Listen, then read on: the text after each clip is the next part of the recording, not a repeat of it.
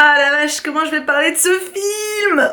Hello vous, j'espère que vous allez bien et que vous êtes en forme parce qu'aujourd'hui, je vais solliciter vos méninges, vos neurones et un petit peu votre concentration. Non, en vrai, pas plus que d'habitude, c'est surtout moi qui vais devoir cogiter.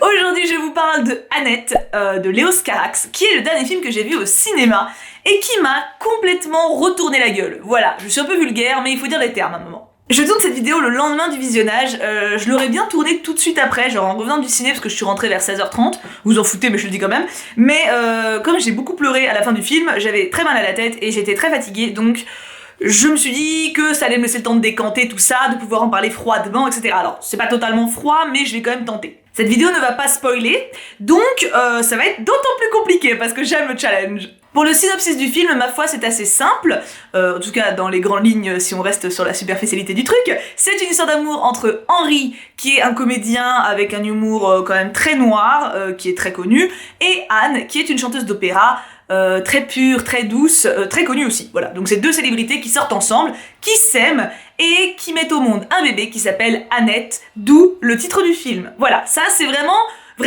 les plus grosses lignes que je puisse tracer, tu vois, genre avec une grosse mine épaisse et voilà.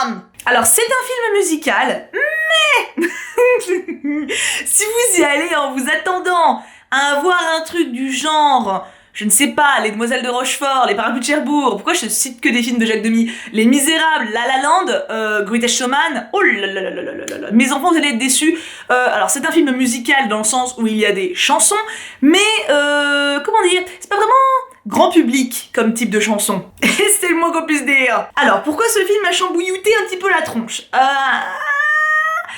Alors déjà, soyons clairs sur une chose, si je l'avais regardé sur Netflix ou sur une plateforme ou sur ma télé, chez moi, hein, si je l'avais découvert comme ça avec mon téléphone en potentiel à côté, et voilà, j'aurais tenu une demi-heure et j'aurais éteint ma télé. Parce que c'est très perché. Vraiment très perché. Le film part dans plein de sens différents, tu comprends pas trop où il va, tu comprends pas trop ce qu'il veut te dire. Et ça dure tout du long, hein, parce qu'au début, en fait, quand ça te fait ça les 10-15 premières minutes, t'es en mode bon, c'est le temps que la tambouille se mette en place, tu vois, mais non, non, non, c'est comme ça quasi tout du long. Il y a quelques moments assez linéaires où tu comprends, mais c'est quand même, c'est pas un film fait pour être classique. C'est tout sauf classique. C'est un film qui te prend par l'émotion brute. Donc, c'est assez organique, j'ai envie de dire, limite, comme sentiment. T'as des moments où t'es dégoûté, t'as des moments où t'es apaisé, t'as des moments où t'es en colère, t'as des moments où t'es attendri. C'est vraiment par le sentiment brut que ça te mène. Et il n'y a pas tellement de logique. Déjà, c'est pas forcément chronologique ce que tu vois. Au bout d'un moment, en fait, on peut diviser le film en deux parties. Première partie vraiment axée sur l'histoire d'amour où on voit quasiment que Anne et Henri. Et il y a la naissance de Annette, et une seconde partie du film sur laquelle je ne dirai absolument rien, où il y a d'autres personnages, surtout un autre personnage qui arrive, et l'ambiance change, les thématiques changent, etc. Donc je pense qu'on peut sans problème le diviser en deux parties. Et dans les deux parties, t'es un peu paumé, hein, mais on va dire que la première partie est quand même plus chaotique. Tu comprends pas trop si c'est avant, après, tu comprends pas deux fois si les personnages rêvent ou pas.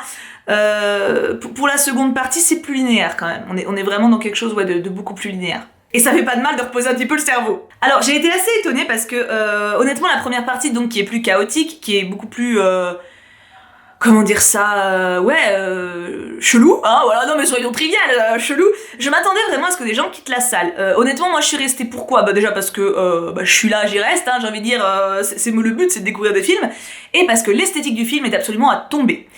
Et je pense que c'est pour ça que personne n'a quitté la salle aussi, c'est-à-dire que même si au début t'es complètement paumé et t'es en mode mais qu'est-ce que t'es en train de me dire?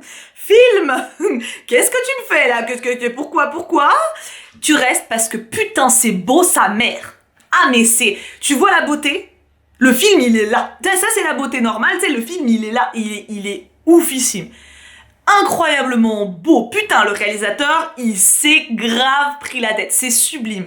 Les plans sont sublimes, les lumières sont sublimes, les chansons, c'est comme... on va mettre ça à part. Mais non, mais voilà, la photographie, les symboles, J'ai un truc que j'ai remarqué qui n'est pas un spoil, hein, c'est un petit clin d'œil comme ça. Anne, qui est donc jouée par Marion Cotillard d'ailleurs, mais je viendrai au casting après, a souvent une pomme rouge ou croque dans une pomme pendant ses plans où elle est toute seule, etc.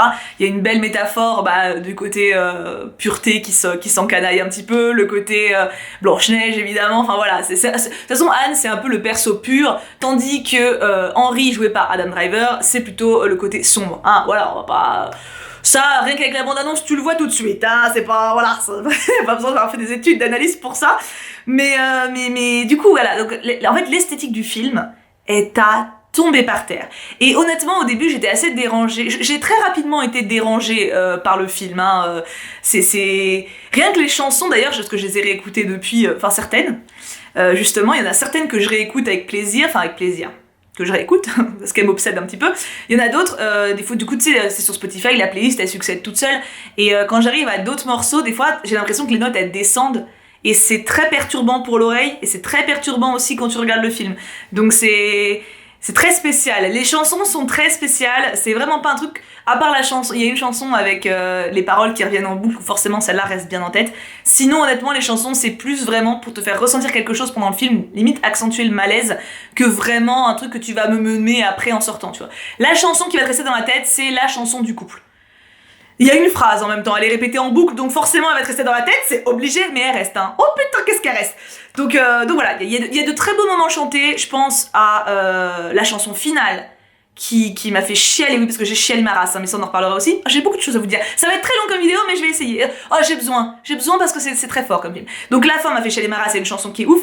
Et un peu avant la fin, une chanson Henry Anne, qui est... magnifique. Du coup voilà, il y a quelques chansons qui sortent du lot d'un point de vue mélodie, mais sinon c'est plutôt... Elles sont souvent assez...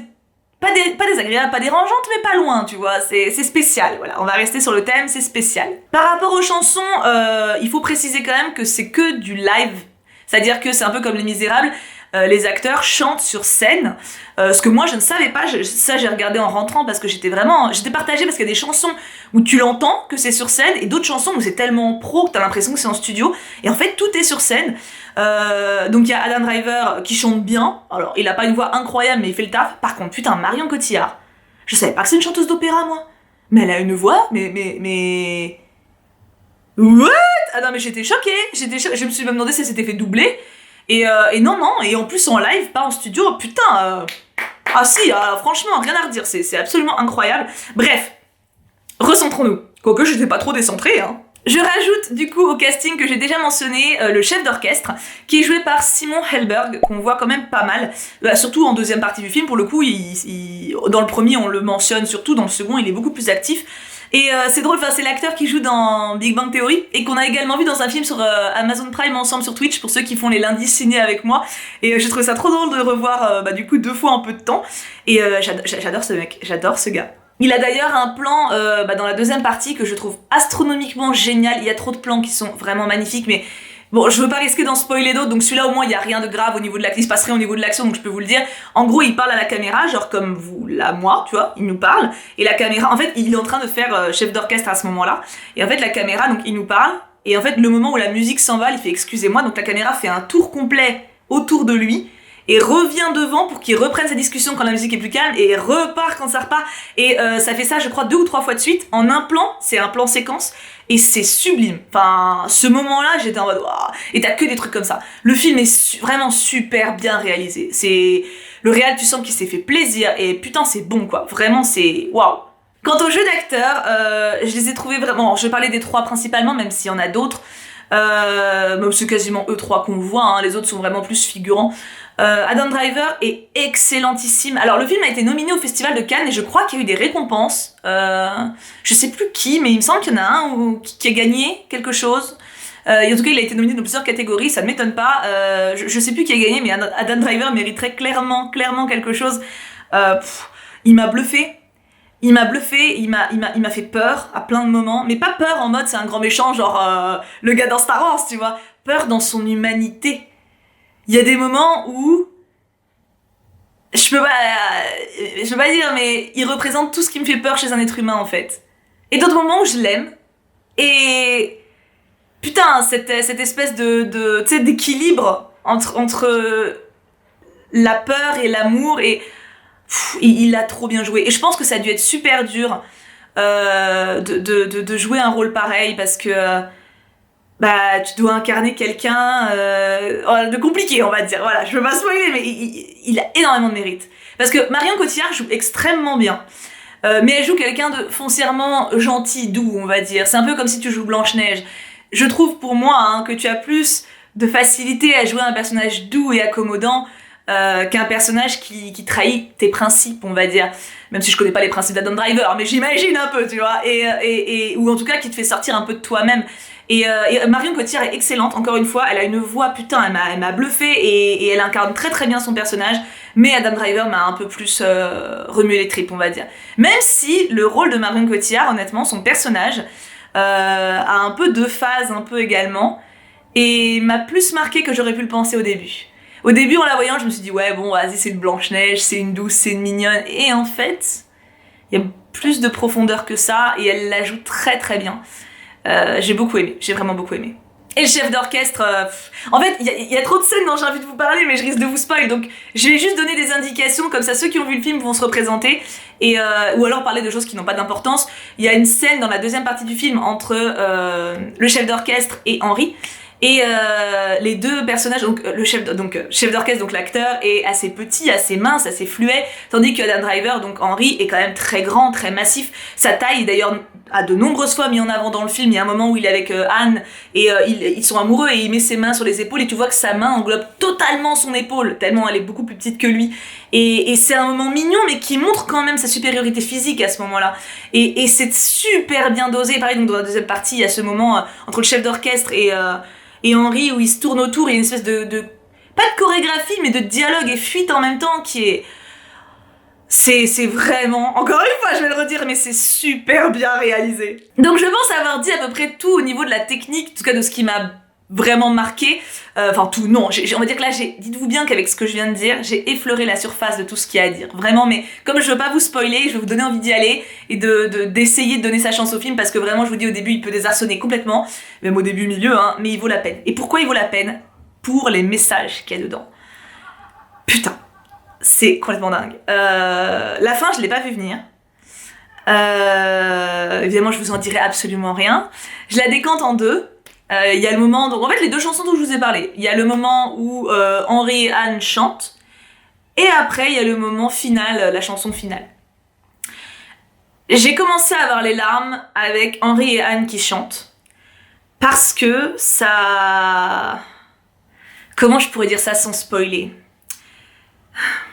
On a tendance, dans les histoires d'amour, à prétendre que l'amour est au-dessus de tout.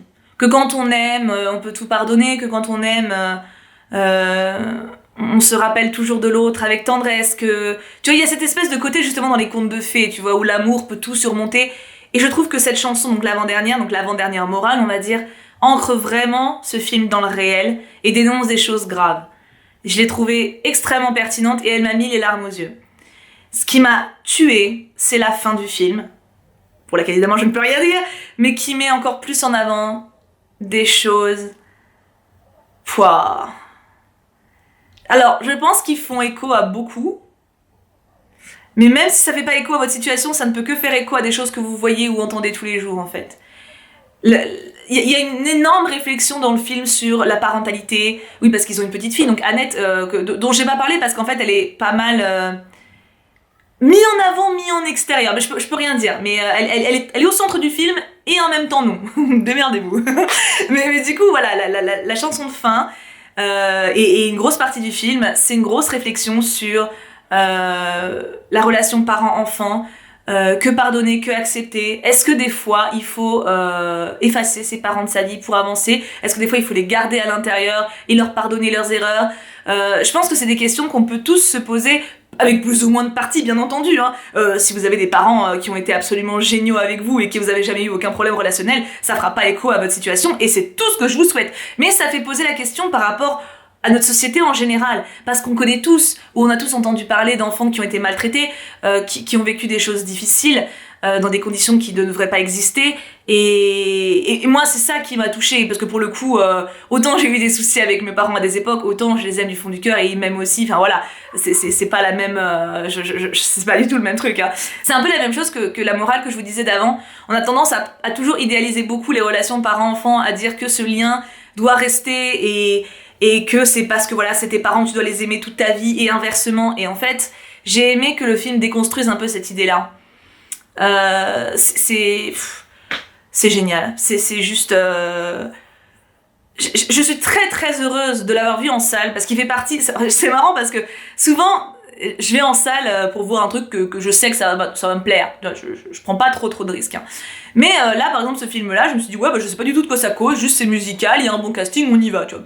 Voilà, pas plus d'intérêt que ça pour la chose. Et bah ça a été une putain de claque. Et encore une fois, je vous le dis, je l'aurais vu devant ma télé, j'aurais rage quit au bout de 30 minutes. Obligé, je me connais. Déjà là, j'ai hésité au cinéma, mais je vous dis, quand j'y suis, je suis dans la démarche de découverte. Et qu'est-ce que je suis heureuse de l'avoir vu. J'ai raconté le film à Kim en rentrant, parce qu'il m'avait dit qu'il comptait pas le voir, donc voilà, il voulait que je lui raconte. Et il m'a confirmé, après que je lui ai tout raconté, qu'il se doutait pas que c'était passionnant, mais que c'était typiquement le genre de film qu'il pouvait pas voir, quoi. Ça, lui, ça le rendait ouf. Et je sais que c'est pas un film qui peut convenir à tout le monde. Clairement. Mais c'est vraiment un film qui vaut la peine. Il vaut la peine. Ah putain, il vaut la peine. Ah oui, ah non, si. Je le reverrai pas, je le reverrai pas. Je pense pas. Je reverrai peut-être des scènes sur YouTube quand il sera disponible. Vous savez, des fois on met des extraits de chansons et tout sur YouTube. Donc je reverrai peut-être des scènes qui m'ont marqué parce que forcément quand le film est terminé, il y a des trucs que tu repenses, genre donc peut-être ça. Mais je me le reverrai pas en entier, c'est évident. Mais non, c'est un film très dense, très barré et en même temps très profond. Je peux que le conseiller en sachant que voilà, c'est un peu... C'est pas dit que ça vous plaise, mais vous aurez vécu une expérience cinématographique intense. Ça, je peux vous le garantir par contre. Je sais pas si vous allez être content de l'avoir vécu à la fin, mais par contre, si vous allez voir ce film, vous allez voir un film avec un grand F. Et c'est un film à voir au cinéma. Définitivement à voir au cinéma. C'est pas un film à voir vite fait devant son écran, en étant sur son téléphone à côté. C'est impossible de profiter comme ça. C'est impossible. Donc allez au cinéma. Si vous êtes un peu curieux de ce que je vous en ai dit, essayez d'aller le choper et allez le voir en salle. Parce qu'en plus, franchement, il est tellement beau que sur grand écran, ça a une putain de classe, quoi. J'ai beaucoup parlé, je suis désolée. Et encore, croyez-moi, je pourrais parler vraiment pendant 2 heures. Bah, c'est ce que j'ai fait à Kim quand je lui ai raconté tout et tout. Parce qu'à chaque fois, en fait, quand j'en parle, il y a d'autres trucs qui me viennent. C'est d'une richesse incroyable et je pourrais vraiment en parler pendant des heures. Mais mon but n'est pas de vous dire les choses. Mon but, c'est simplement de vous donner des petites tips pour vous dire est-ce que ça peut te tenter ou pas. Donc n'hésitez pas à me dire en commentaire déjà si vous l'avez vu, ce que vous en avez pensé. N'hésitez pas à préciser gros spoil dans ces cas-là pour pas que les gens vous lisent parce que quand même ça serait con. Et sinon si vous ne l'avez pas vu, est-ce que ma petite vidéo sans prétention vous a donné envie de le découvrir? J'espère, et en même temps j'ai pas envie de porter la responsabilité du fait que ça vous plaise pas, mais même si ça vous plaît pas, j'ai envie de dire au moins tu l'as vu et il est vraiment... Oh, il est...